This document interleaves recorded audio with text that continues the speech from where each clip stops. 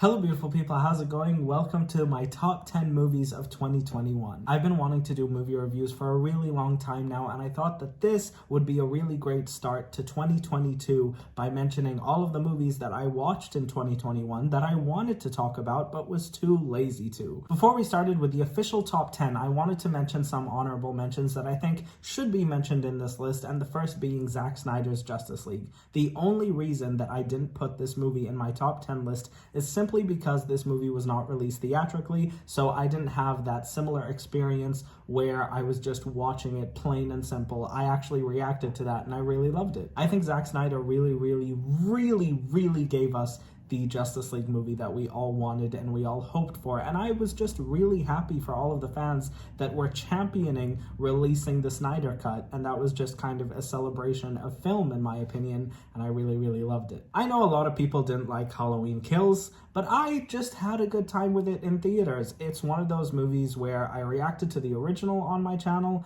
and then I watched the new one on my channel. It was kind of cathartic for me to go to a theater and pay to see this movie. It was a really great experience and it just felt like I was honoring my channel in a way, and I think that kind of made me enjoy it more than other people. Some people really hated it, but I do think it's good to mention. King Richard, the story of Serena and Venus Williams and their father, was also a movie that I really enjoyed. It's a movie that I took my dad to go see because he is a huge tennis fan, and as a drama, let alone a sports film, this movie was just directed so well for a person like me who doesn't really care about tennis and doesn't really care about Serena and Venus. It was really amazing that this movie had me on board for the entire runtime. I was never bored. I was never uninterested.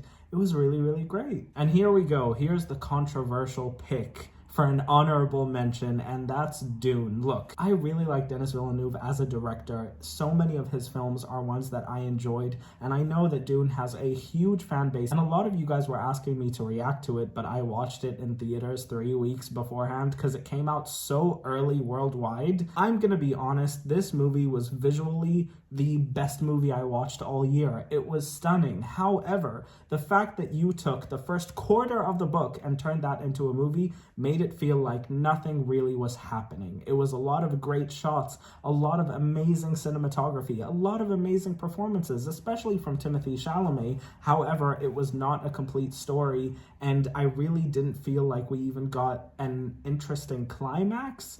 And so I was just left feeling very empty. And the moment you've all been waiting for, here is my top 10 movies of 2021. Coming in at number 10 is Malignant. This movie was directed by James Wan, and that was the only reason I wanted to go watch this film. I was resistant to watch this movie. I hate horror films.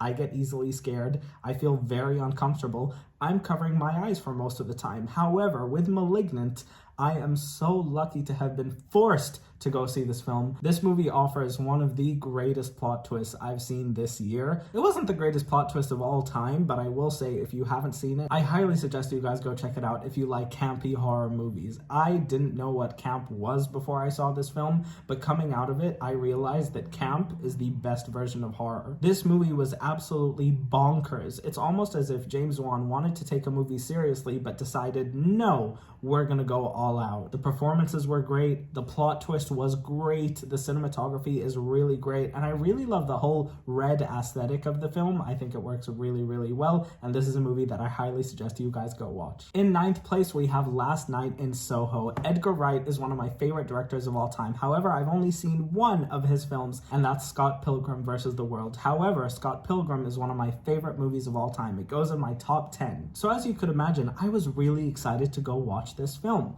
I loved it for the most part. However, the reason it's 9th on my list is because it really falls short in the final act of the movie considerably with that plot twist that I will not mention. I will just tell you the plot twist makes absolutely no sense and it really doesn't fit with the message that the movie was trying to send. The reason this movie is in my top 10 though is because of the amazing directing and the amazing performances, specifically by Anya Taylor-Joy. On a technical standpoint, this movie is a masterpiece. The way Edgar Wright handles mirrors in this film is something that I don't really want to spoil because when I saw it in a theater, theater, I was just blown away. Also, the color palette in this film is so vibrant, and it really sets the tone of 1950s London. From the moment I entered that theater to the moment I left, I was under extreme stress and agony, and I think this movie worked really well. Coming in at number 8 is Shang-Chi and the Legend of the Ten Rings. You guys know I'm a big Marvel fan. However, this is a movie that I was really not excited to go see. I didn't really care. I watched it opening day because there were seats and I was bored. To put it simply, I have never been a fan of martial arts films. I didn't really grow up on them. The only martial arts movie I grew up on was Kung Fu Panda. And so to see a Marvel movie deal with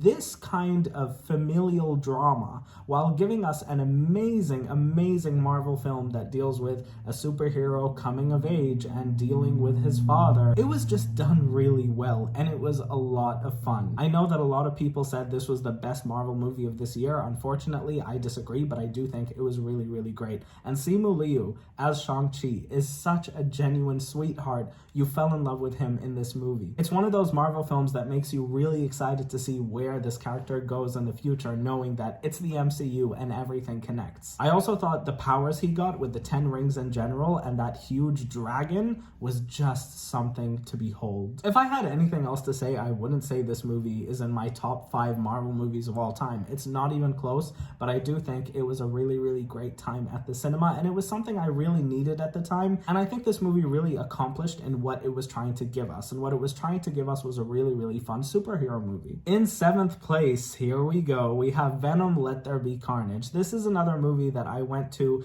kind of honoring my channel in a way. You guys know I adore Tom Hardy. Him as Bane in The Dark Knight Rises is my favorite villain from the Dark Knight trilogy. While I know that this movie has its flaws and it isn't the best coherent story, I look back at my list, I see this movie as one I will definitely be coming back to time and time again, because I really loved Woody Harrelson as Carnage. Again, Tom Hardy is the best part of these movies. I don't really understand why a lot of people were calling this a 90s superhero movie. I didn't really feel that way. I thought the CGI was amazing, and I thought it was a really fun time, and I really loved the dynamic between Venom and Eddie as if they were a married couple who are constantly bickering. I thought that worked really well, and I think the comedy of the movie really worked. My entire theater was laughing. Again, I would like to remind you all that this is my personal list, so it's not really a case of my opinion is the right opinion, but that is where I would put Venom Let There Be Carnage. In 6th place, we have Disney's Cruella. This was a movie that, again, I was excited for because when I grew up, I was aware of 101 Dalmatians.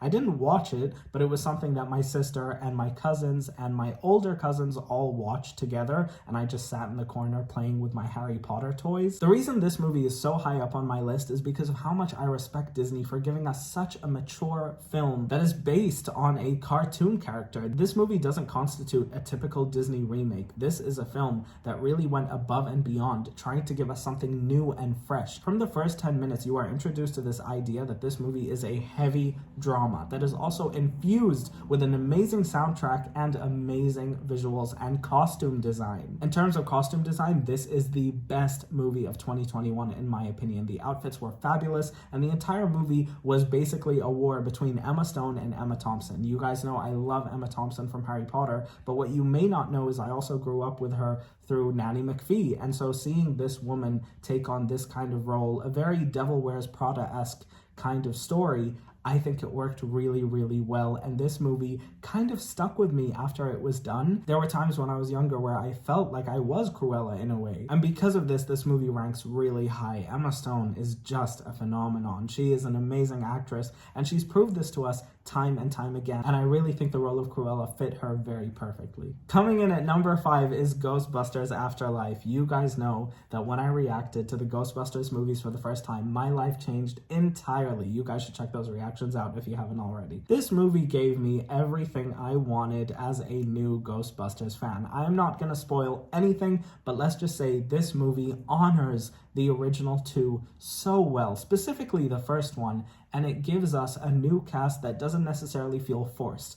I never watched the 2016 Ghostbusters because I wasn't a Ghostbuster fan at the time, and I think this movie really was the sequel we had all been wanting. For some reason, some people didn't enjoy this film. I, however, think that with everything this movie needed to do to please Ghostbusters fans, I think it hit the mark at every possible aspect. McKenna Grace as the lead role proves to us once again that she's an amazing actress. As young as she is just phenomenal. And I also think Paul Rudd in this movie was really hilarious, and again, he had my entire IMAX theater roaring with laughter. I really wish I could discuss spoilers with you guys, but again, this is a top 10 ranking. So what I'm gonna say is, if you guys want to discuss spoilers, you can leave them in the comments down below. I'm warning you guys now, the comments may have a Ghostbusters spoilers. Coming in at number 4 is a movie that I watched and it rocked my world. Encanto is the newest Disney animated movie. You guys know that I loved Moana. So from the creators of Moana, we got this. Lin-Manuel Miranda is one of the greatest songwriters of all time, and I really do believe that.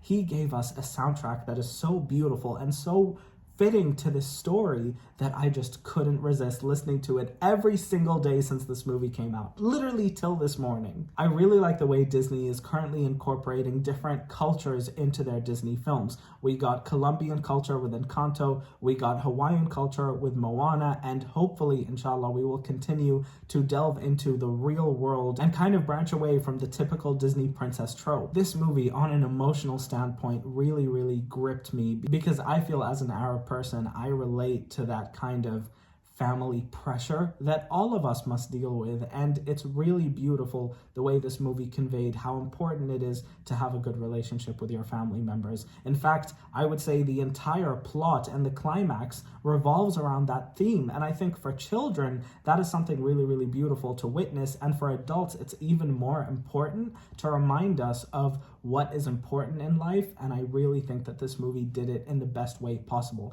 Not to mention the character design on these characters is just adorable. I fell in love with Mirabel and Luisa and Isabella. It was just a movie that I really waited for because the trailer was amazing and I was not disappointed with. I've actually watched it twice now. First when it came out in theaters and the second time when it came out on digital, and I would say it has not lost its magic. The soundtrack is amazing, the visuals are amazing, the story is really compelling, and I highly suggest you guys go watch this movie. I actually implore you guys to go see this movie for me. Do it for me. I love you guys. Coming in at third place is The Suicide Squad. You guys know I'm a big fan of Harley Quinn. For a movie to be titled The Suicide Squad, with Harley Quinn as a main character, and for her not even to be my favorite after I got out of the film, shows me how well all of these characters were utilized. I fell in love with King Shark and Ratcatcher. I love them so much. This movie was absolutely bonkers. I don't think this is a spoiler because it was shown heavily in the trailers, but for a movie to be The Suicide Squad and to have the villain be a giant starfish goes to show you how insane this movie was aiming to be, and it did a really great job of conveying that. I'm not usually a fan of making superhero movies rated R simply because I feel bad for kids that don't get the chance to see them, but I have no complaints with this movie being rated R. The curse words, the violence, the sexuality, it was all necessary. It was perfect, and for a person like me who really loves these characters, it was great to kind of see DC take a break from the serious and dark undertones to giving us something so lighthearted that also has a really compelling and heartfelt message at the end. The Suicide Squad was a movie that I watched in a very dark time. It was a transition period for me, and I felt kind of useless in a way. And that monologue at the end, if you've seen the movie, you will know what I'm talking about, made me bawl my eyes out in the theaters. And that's what I loved about the Suicide Squad so much. It mixed the whimsical and violent with the heartfelt so perfectly, and it never ever felt forced. This is another movie that I really implore you guys to go watch if you haven't seen it already. It's not necessarily for everyone, it's not necessarily in everybody's good taste, but I really think that it is a phenomenal film. This is the part where everybody loses it on me, but you know what? I'm gonna be brave because this is my list. This is my opinion. This was a movie that I waited for ever since the first trailer came out. This was a movie that I had very high expectations for, and this was a movie that I did a lot of prior reading on. I think because of the hype that I built up for this film and all of the prior reading that I read, I was one of those audience members that knew exactly what I was getting into when I went to see it. And the reason it's number 2 is because it was what I expected and what I got. And that's Eternals. I know that this is currently the lowest rated Marvel movie on Rotten Tomatoes. I know that people didn't like it. I understand that. But I just would like to remind you all before you start disliking the video, I'm so sorry. This is just my opinion, and I just wanted to share it. I know that Eternals wasn't necessarily favored, but for me, to see Marvel take on a movie that is galactic, a movie that gives you big philosophical questions that they don't necessarily answer by the end, was something that I really liked. I really enjoyed the drama of this film. I enjoyed the inner conflicts between these characters. I liked that this movie wasn't necessarily about a superhero villain appearing. This movie took the Marvel franchise and made it cosmic. And it also gave us amazing performances by Angelina Jolie, Gemma Chan, Richard Madden, Jon Snow, Kit Harington. As a Game of Thrones fan, it was amazing seeing Richard Madden and Kit Harington back on screen together. The last time I saw that happen was in the first episode of Game of Thrones. You guys know I love movies that get deep, and this movie got very deep. It was also visually stunning with amazing cinematography by director Chloe Zhao. I watched Nomadland to prepare for this film, and I hated Nomadland, but I walked out of Eternals saying that was one of the best Marvel movies I've ever seen. I also thought the twists in this movie worked very, very well. There were so many moments in the theater where I was just genuinely flabbergasted and shocked. I also had the pleasure of watching this movie in IMAX as it should be watched, and I would say this movie is definitely in my top 3 Marvel movies of all time. Again, please don't kill me in the comments down below. This is just my opinion. I love you all so much. I think you guys all expected this, but coming in at number 1 is Spider-Man No Way Home. The reason I ranked this movie number 1 on my list and not number 3 or 4 where I was originally going to rank it is simply because of the audience reaction in my theaters all 3 times I went to go see this movie. At this rate, after I've seen it for a 3rd time, I've started to become kind of sick of it, but I cannot deny the excellence that was this film. Tom Holland as Spider-Man has finally proven himself to be an amazing actor. You guys also know I love Zendaya so much, and seeing her actually act in this after she won the Emmy for Euphoria made me really happy, and I'm really glad they gave her a lot of work to do for this film. I also think the story is really compelling and bringing us all of the old villains from the older Spider-Man movies. If you guys haven't seen my Spider-Man reactions, you can check them out. I thought this movie was done very well, and I thought this movie was really well executed, and this movie was just a crowd pleaser. I have never been in a theater where I watched an audience roar. The only time that ever happened was with Avengers Endgame, and people reacted more to seeing the surprises that we saw in this film. Again, I'm not talking spoilers. For that reason alone, I would say that this movie was just a phenomenon. I feel really lucky that I lived through this. It's one of those movies where it's more of an experience rather than a movie on a screen. This was a film that I felt really lucky to watch on opening night and watch the day after and watch the week after. I also have a soft spot for movies that do really well at the box office in a pandemic era and potentially saving the movie industry. You can't not put this at number 1. So there you have it, guys. That was my top 10 movies of 2021. I have so many movies that I would like to react to in 2022, and I really want to start incorporating movie reviews into my channel. I've done reviews for A Quiet Place and Spider-Man No Way Home, but there were so many movies this year, particularly these 10, that I really wanted to make reviews out of, and somehow I just never got around to it. So if that's something you guys are excited for, please consider subscribing, and please tell me your list in the comments down below. And now that I mention it, if you guys hated Eternals, can you please just tell me why? Because it's been one of the biggest mysteries surrounding my life this year. I walked out of it thinking it was a perfect movie, a solid 10 out of 10 for me. And so I'm really interested to hear what you guys have to say. I love you all so much, and I will see you guys next time. Oh, and don't worry, top 10 TV shows of 2021 are also coming tomorrow. Bye, guys.